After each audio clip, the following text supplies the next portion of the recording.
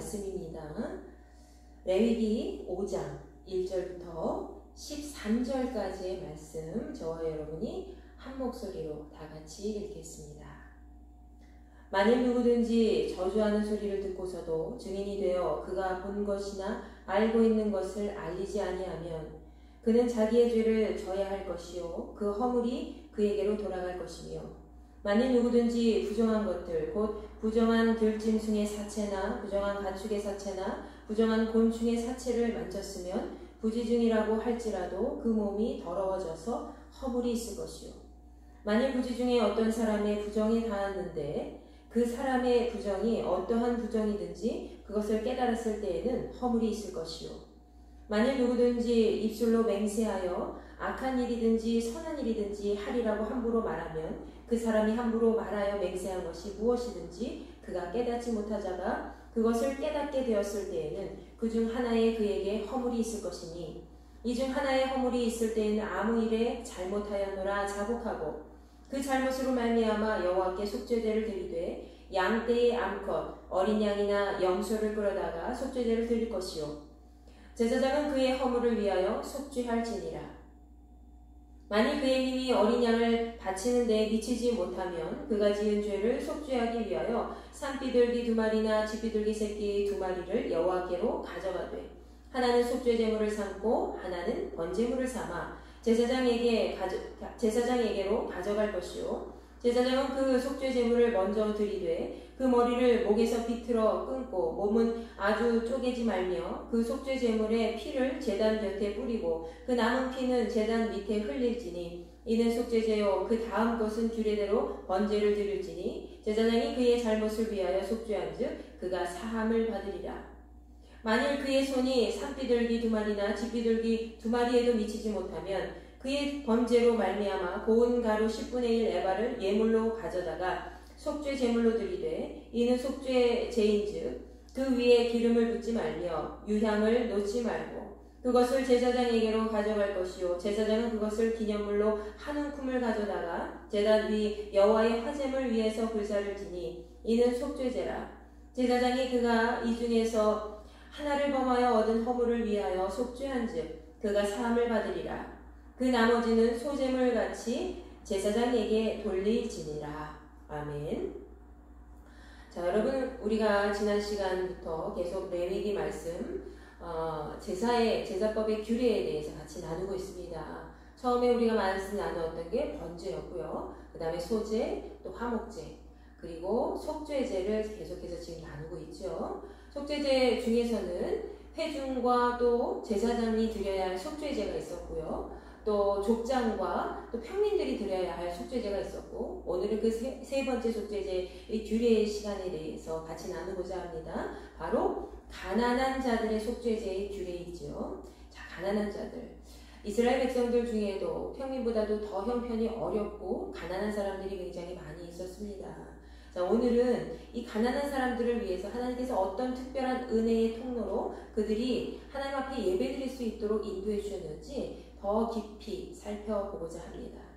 자, 오늘 1절부터 6절까지의 말씀이죠. 오늘 1절부터 6절까지는 속죄제가 필요한 죄의 종류에 대해서 이야기를 하고 있어요.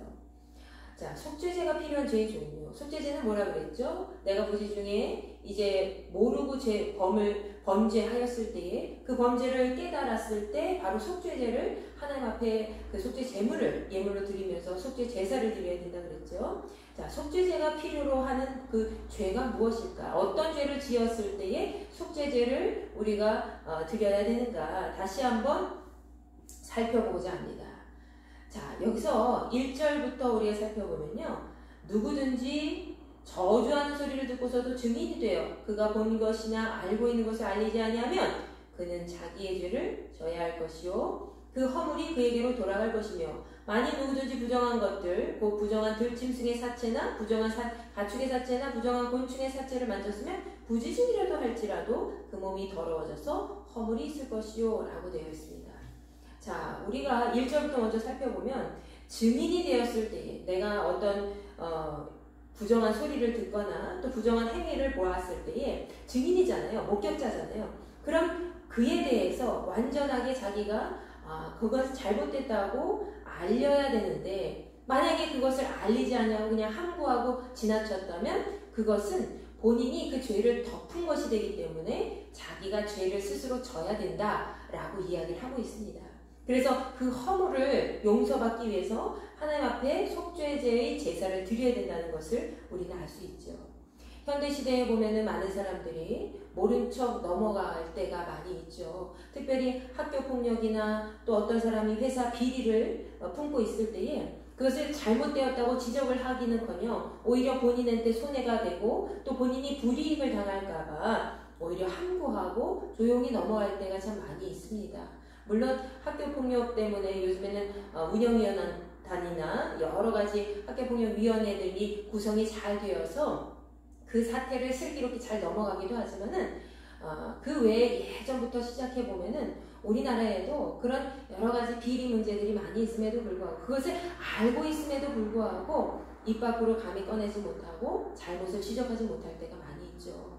사실 근데 하나님께서는 그렇게 너희들이 부정한 것을 보았을 때 또 부정한 소리를 들었을 때에 너희들이 그것을 보고 그것을 잘못되었다는 것을 알았을 때는 그것은 이미 너희들이 그 사람한테 알려야 된다라고 하셨지만 만약에 그 증인이 알리지 않고 고백하지 않는다면 그것은 오히려 고스란히 자신의 죄가 된다는 것이죠.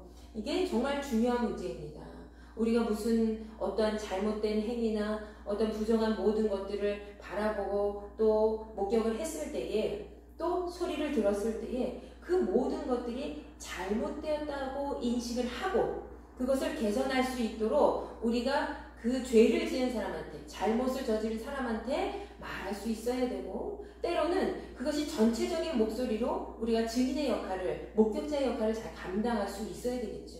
그래야 이 사회는 어지럽고 혼란한 혼탁한 사회 속에서 어떤 법의 위계 질서가 잘 잡혀지고 또 정의가 이 사회 속에서 구현될 수 있음을 우리는 확인할 수 있습니다.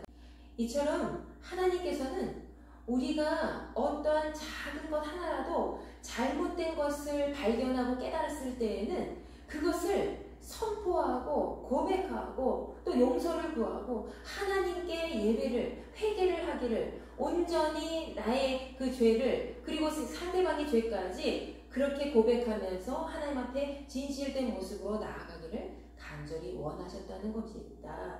자, 오늘 속죄제의 그 첫 번째 필요한 죄, 속죄제를 드려야 되는 그런 죄에 대해서 이야기를 하고 있는데요. 자, 첫 번째는 그렇습니다. 내가 증인으로서의 부정한 소리나 또 어떤 행위를 보았을 때 그것을 알릴 의무가 있고 그리고 만약에 알리지 못했다면 그것은 자기가 죄를 지은 것이기 때문에 그 허물을 하나님 앞에 용서받기 위해서 계속해서 이제 속죄제를 드려야 된다는 것이죠. 자, 두 번째로는요. 2절 말씀 아까 제가 잠깐 읽었었죠. 부정한 사체를 만지거나 부정한 것들을 만졌을 때에 부지중이라 할지라도 내가 모르고 스쳐 지나갔어요. 그러나 그렇다 할지라도 그것은 더럽기 때문에 부정하기 때문에 자신이 부정하게 된다는 거예요.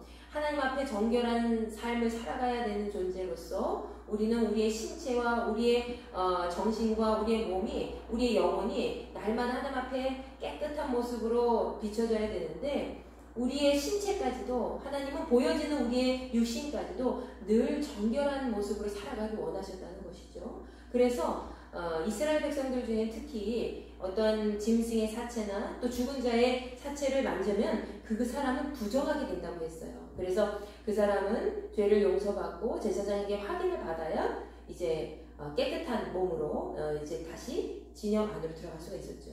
그리고 3절 말씀에 마찬가지로 만일 부지 중에 어떤 사람이 부정에 닿았는데 어떤 사람이 이제 조금 전염병이나 이런 걸로 인해서 부정함을 입었는데 그 부정한 사람을 어떻게 하다가 만지게 됐어요. 그렇게 되면은 그 부정이 이 사람한테도 옮겨지게 되겠죠. 그렇게 그 죄를 깨달았을 때에는 허물이 있을 것이요 라고 했습니다.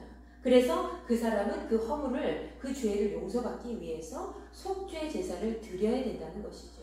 신체에 대해서도 어떠한 정결함을 하나님께서는 계속 우리에게 강조하고 계시다는 거죠.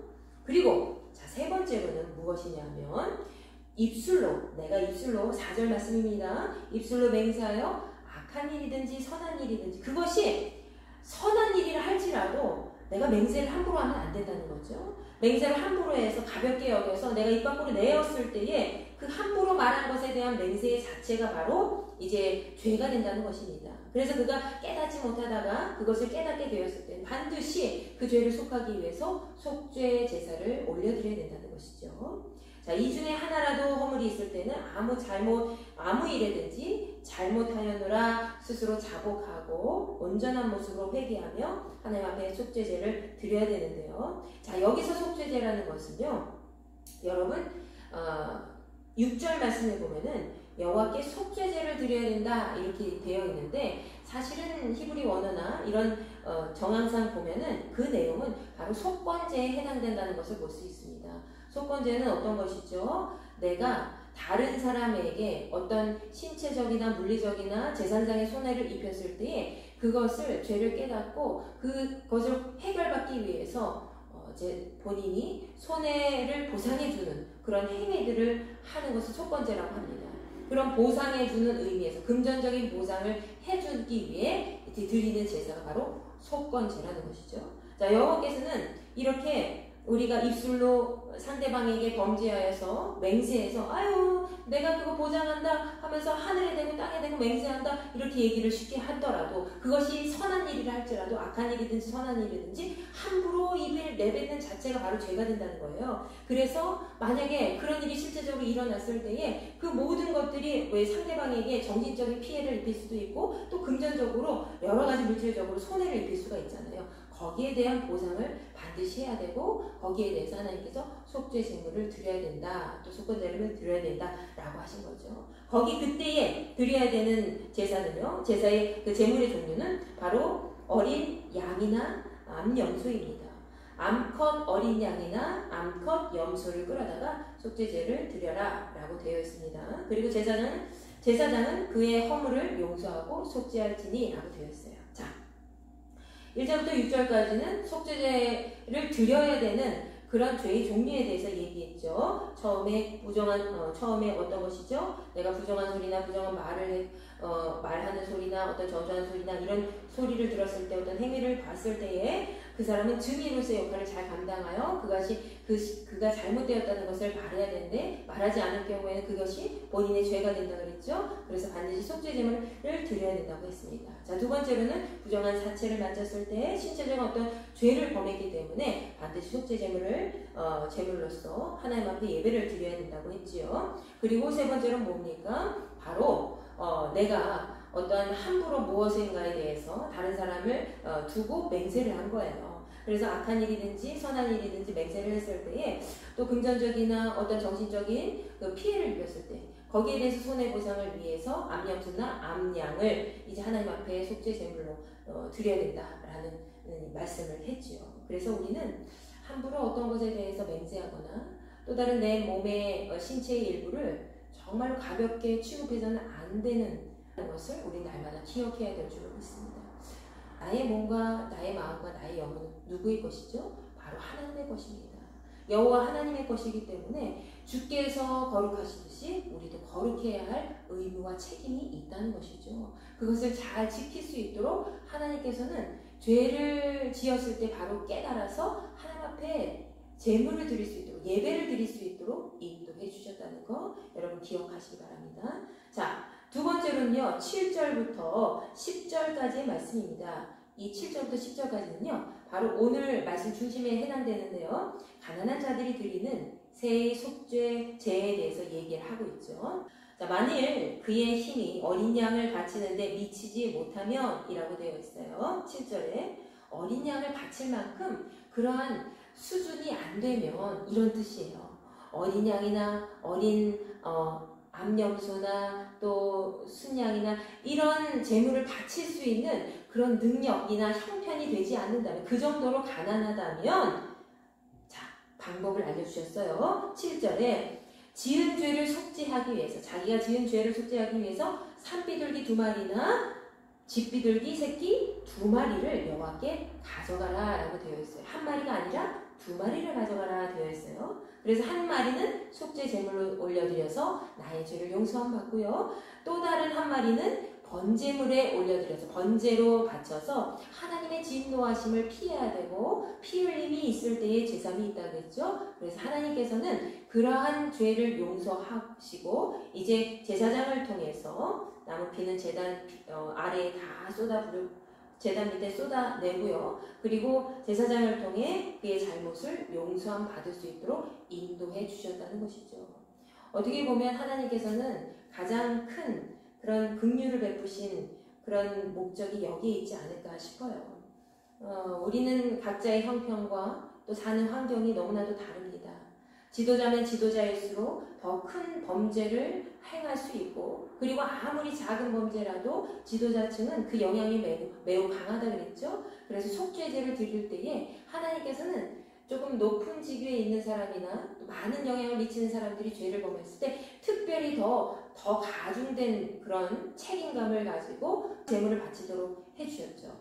그래서 숫송아지나 순양이나 이런 제물들을 바칠 수 있도록 또 하나님께서 말씀하셨는데 특별히 오늘은 가난한 자들이 바쳐야 하는 그런 속죄 제물에 대해서도 같이 이야기를 하시고 계십니다. 그 말씀 바로 하나님께서는 속죄 제물은 누구나 자기의 죄를 깨달아서 그 죄를 용서받기 위해서 가정 형편이나 그 사는 환경이나 누구든지 그렇게 다를지라도 누구든지 그 사람이 하나님 앞에 가까이 나아올 수 있어야 된다는 것을 우리에게 보여주고 계시죠. 속죄제는 누구든지 그 형편에 따라서 철저하게 자기 죄를 하나님 앞에 용서받고 구속받아야 되는 그런 제사의 종류였습니다. 자, 그런데 마지막에 오늘 마지막 11절부터 13절까지는 이 가난한 자들보다 더 극빈층이라고 할 수 있는 아주 더 형편이 어렵고 정말 숟가락 하나 겨우 뜨기도 어려울 정도의 그런 어려운 형편의 사람들을 위해서 하나님께서 속죄 제사를 드릴 수 있는 길을 열어놓으신 거죠. 너희들은 가난하니까 속죄제 안 드려도 돼 라고 말씀하시지 않았어요. 그들의 형편에 맞춰서 속죄제를 드릴 수 있도록 인도해 주셨죠. 자, 어떤 내용인지가 우리 살펴볼까요? 11절부터 13절까지 말씀은 만일 그의 손이 산비둘기 2마리나 또 집비둘기 2마리에도 미치지 못하면, 자, 아까 산비둘기 2마리나 집비둘기 2마리는 가난한 자들을 위한 속죄 제물로 하나님이 사용하도록 하셨죠. 이번에는 산비둘기 2마리도 낼 형편이 안 돼요. 집비둘기 자체도 잡아서 낼 형편이 안 되는 사람들, 정말 극빈자촌이죠. 자, 그런 사람들을 위해서 그의 범죄로 말미암아 뭐라고 했습니까? 고운 가루 10분의 1 에바를 예물로 가져다가 속죄제물로 드려라 라고 했어요. 고운 가루 10분의 1 에바. 자, 어떠한 곡식이든지 고운 가루를 하나님 앞에 예물로 드릴 수 있는 그런 특별한 예외적인 속죄제물 가운데서는 짐승이 필요 없는 그런 계층이 드려야 되는 것들을 알려주셨다는 거죠. 자, 짐승이 필요하지 않은 계층이 바로 극빈자층이었다는 것입니다.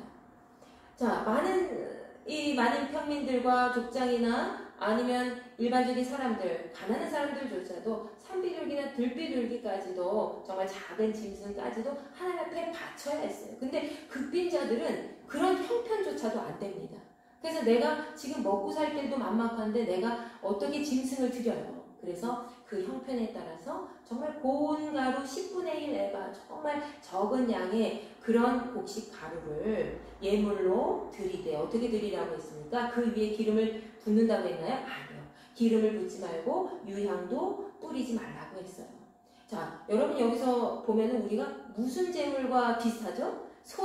소제가 바로 짐승 없이 드리는, 곡식으로만 드리는 제사였죠. 근데 이 극빈자층은 바로 이 소제와 같은 비슷한 예물을 하나님 앞에 드려야 했습니다. 근데 기름을 바르지 말고 유향도 놓지 말라고 했어요. 자, 유향은 굉장히 매우 값비싼 것이라고 했죠. 기름 역시 그렇습니다.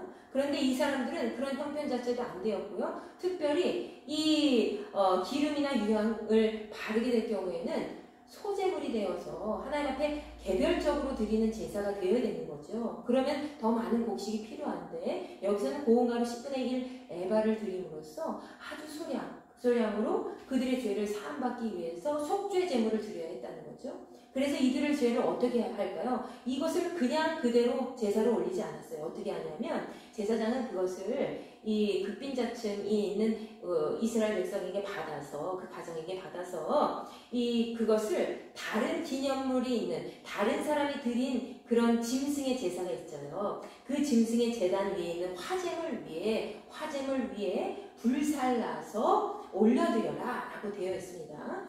자, 오늘은 속죄제사, 특별히 가난한 자들의 속죄제의 규례에 대해서 말씀을 나누었습니다. 자, 속죄제가 필요한 속죄제를 꼭 드려야 되는 그런 죄의 종류 3가지 기억하시죠? 내가 증인이 되었을 때 증인으로서 역할을 감당하지 못하면 그것이 죄가 돼서 속죄제물을 드려야 됐고, 부정한 산채나 부정한 어떤 것들을 만졌을 때, 그리고 신체적인 내 신체가 더럽혀졌을 때 그 신체에 대한 정결을 위해서 속죄제물을 드려야 되고, 내 말이 혹시라도 다른 사람에게 피해를 입혔거나 맹세를 한 걸로 인해서 그렇게 또 범죄를 했다면 하나님은 그것을 속죄하기 위해 제물을 드려야 했다라고 되어 있습니다. 그리고 가난한 자들을 위해서는 산비둘기나 들비둘기, 집비둘기 2마리씩을, 새끼 2마리씩을 여호와께 가져와서 하나는 속죄제물로, 하나는 번제로 드리라고 했고요. 그리고 정말 극빈자층인 가난한 사람들보다 더 형편이 어려워서 겨우 입에 풀칠하는 정도의 사람들을 위해서 하나님께서는 너희들 제사 안 드려도 돼. 마치 교회에 와서 예물 안 드려도 됩니다 라고 얘기하는 건 마찬가지로 그렇게 하지 말라고 했어요. 하나님은 누구든지 하나님 앞에 죄를 용서함 받을 수 있는 권리를 허락해 주셨다는 거죠. 누구든지 하나님 앞에 그 가정의 형편에 따라 조금 재물은 달라질지 모르지만 누구든지 정말 하나님 앞에 나아올 수 있는 그런 기회를 동등하게 허락하셨다는 것입니다. 그것이 무슨 뜻입니까? 바로 하나님의 은혜라는 것이죠. 하나님의 구제의 은혜, 구제의 은총이라는 것입니다. 오늘 말씀에서는 우리 하나님께서는 모든 사람들에게 아주 공평하게 죄를 깨달았을 때 그것을 부지 중에 죄를 모르고 있다가 깨달았을 때에 그것을 해결받기 위해서 누구든지 남녀노소 가리지 않고 누구든지 하나님 앞에 가까이 나와서 속죄제를 드릴 수 있는 기회를 공평하게 허락하셨다는 것입니다. 그리고 2번째는 무엇입니까? 그 형편에 따라서 하나님이 그 형편에 따라서 그를 고려하셨다는, 배려하셨다는 것이죠. 극빈자층은 사실은 짐승을 피 흘림이 없으면 제사는 없다고 했을 때 그럼 그런 말이 이 사람들에게는 해당되지 않는 거 아니냐라고 생각을 하실 수가 있어요. 맞습니다. 그러나 여러분, 하나님께서는 피 흘림만 있어야지만 그를 진짜 용서해 주시고 구원해 주시는 것이 아니라 그 정도로 내가 형편이 너무나도 어렵고 뭔가 하나님 앞에 드릴 수 있는 것이 아무것도 없을 때 그런 사람들을 위해서라도 내가 내 중심에 내 마음을 담아서 그 곡식에 올려드리고 내가 내 정성을 담아서 그리고 내 중심을 담아서 하나님 앞에 진실함으로 나왔을 때 하나님은 그를 진심으로 용서해 주시고 구원의 은혜를 베풀어 주신다는 것이죠. 용서는 전적으로 누구한테부터 나오죠? 하나님으로부터 나오는 것이죠. 사람이 절대로 용서의 부분을 온전히 다 해결해 줄 수가 없습니다. 속죄제는 이미 우리가 회복에 대해서 공식적인 절차와 그런 확인의 의미를 갖고 있는 그런 제사라고 볼 수가 있어요. 그래서 믿음과 삶의 그런 어떤 일종의 변화 없이 내가 하나님 앞에 그냥 나아간다? 그것은 하나님이 기뻐하시는 그런 예배가 될 수 없고요. 그런 제사가 될 수 없다는 것이죠. 바로 속죄제사는 내가 어떤 죄를 깨달았을 때, 여러분과 제가 어떤 죄를 깨달았을 때에 그것을 즉시 하나님 앞에 모든 형편과 환경에 따라 정말 재물은 구분할 수 있지만 거기를 떠나서 성별과 연령과 모든 남녀노소를 떠나서 환경을 떠나서 하나님 앞에 내가 기쁨으로 그리고 내가 감사함으로 그리고 내가 정말 온전하게 회개하는 그런 마음을 가지고 전심을 향하여 나아갈 수 있어야 된다는 것이죠. 자, 오늘 특별히 가난한 자들의 속죄제의 규례에 대해서 같이 나누었습니다. 가난한 자들, 형편이 어려워도 그들도 하나님의 백성이었기 때문에 하나님께서는 그들이 스스로 하나님 앞에 더 가까이 죄 가운데 노예가 되는 것이 아니라 더 죄를 이제 다 결박하고 주님 앞에 더 가까이 나아올 수 있도록 이런 그들의 형편에 따라서 살아갈 수 있도록 구제의 방법으로 하나님의 은혜를 용서의 은혜를 베풀어 주시고 구원을 해 주셨다는 것이죠. 오늘 그것을 기억하면서 하나님, 내가 하나님 앞에 정말 나와서 아무것도 할 수 있는 게 없습니다. 드릴 수 있는 것도 없고 내가 내 마음과 정성도 정말 부족합니다. 그렇지만 내가 주님 앞에 나왔습니다 하면서 작은 죄까지도 온전하게 회개했을 때 하나님께서는 여러분을 기쁘게 받아주시고 정말 다시 한번 하나님의 백성으로 승리하며 나아갈 수 있도록 인도해 주실 줄 믿습니다. 여러분, 그 하나님을 오늘도 찬양하시며 경배하시는 귀한 시간 보내시기를 바랍니다. 기도하겠습니다. 하나님 감사합니다. 오늘 우리에게 또 가난한 자들의 속죄 제사의 규례에 대해서 나눌 수 있도록 인도해 주셔서 감사합니다. 사실 우리는 이스라엘 백성이 아니기 때문에 때로는 그들이 드린 제사법에 대해서 잘 모를 때가 많이 있습니다. 그러나 하나님, 어디선가 어디에서든 또 시간과 장소를 구분하지 아니하고 남녀노소 모든 형편을 떠나 하나님께서는 우리가 하나님 앞에 죄를 떠나서 전심으로 하나님 앞에 가까이 나아오기를 원하신다는 것을 오늘 다시 한번 느낍니다. 우리가 하나님 앞에 더 가까이 나아가지 못하는 그런 가난한 자의 심정을 가지고, 그렇지만 그럼에도 불구하고 하나님을 기쁘시게 하는 그런 마음을 가지고 우리의 형편과 우리의 마음 중심을 잃어버리지 않고 우리의 형편과 우리의 환경을 떠나서 온전히 하나님을 찬양하고 경배하는 귀하고 복된 자녀들이 될 수 있도록 인도하여 주시옵소서. 오늘 하루도 하나님 앞에 맡겨드립니다. 우리의 삶을 기쁘게 봐주시고 하나님의 뜻을 이룬 삶이 될 수 있도록 붙잡아 주시옵소서. 감사드리며 살아계신 우리 주 예수 그리스도 이름으로 간절히 기도하옵나이다. 아멘.